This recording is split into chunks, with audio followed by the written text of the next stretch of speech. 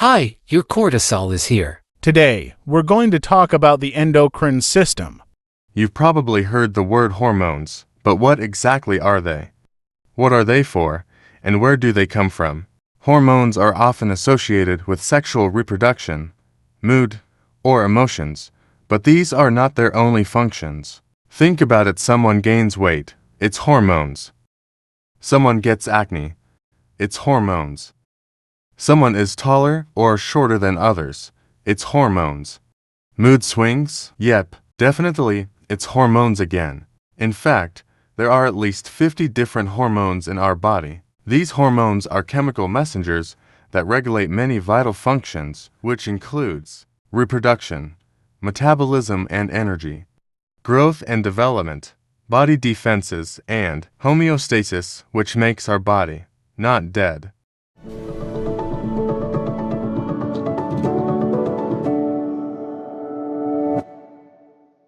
Actually, every single second of our lives, each cell in our body is under the influence of hormones. Whether we're aware of it or not, hormones are constantly working behind the scenes, influencing everything from our mood to our metabolism.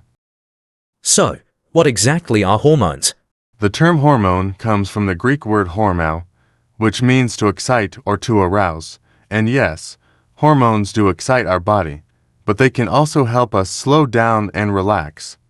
While some hormones exist solely to trigger the release of other hormones, forming a chemical relay race that scientists often refer to as a hormonal cascade. Just like we discussed last time in spermatogenesis and oogenesis, GnRH is produced by the hypothalamus to stimulate the anterior pituitary to release FSH and LH, which then go on to regulate the processes of spermatogenesis and oogenesis. Now, let's proceed with the three main types of hormones. Hormones are primarily classified based on their solubility, whether they are water-soluble, lipid-soluble, or a mix of both. The first type of hormones are the steroid hormones. These are fat-soluble hormones derived from cholesterol. Examples include estrogen, testosterone, progesterone, and cortisol, which also known as the stress hormone.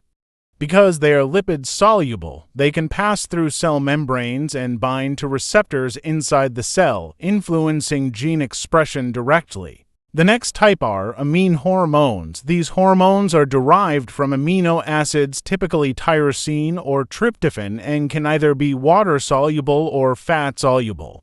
Examples include thyroid hormones, fat-soluble, and catecholamines like adrenaline, water-soluble. Their solubility affects how they are transported in the bloodstream and how they exert their effects on target cells. The last type of hormones are the peptide or protein hormones. These are water-soluble hormones. They are composed of chains of amino acids and include hormones like insulin, growth hormone, and oxytocin. They cannot pass through the lipid membrane of cells, so they bind to receptors on the cell surface, triggering a response inside the cell through secondary messengers. So, where do these hormones come from? These different hormones are produced by what we call endocrine glands. Endocrine glands are specialized organs that produce and release hormones directly into the bloodstream. Unlike exocrine glands, which release their products through ducts, endocrine glands secrete hormones that regulate various bodily functions such as metabolism, growth, and mood.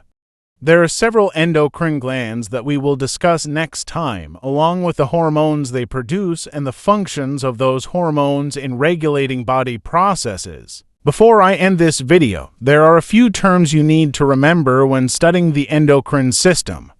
First, secretes. This means to produce or release something.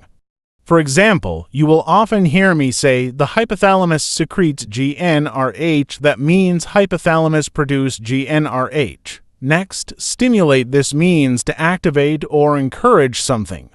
For instance, GnRH stimulates the pituitary gland to produce FSH and LH. Finally, inhibit. This means to stop or suppress. And I believe that's all for today. Remember to study and stress well.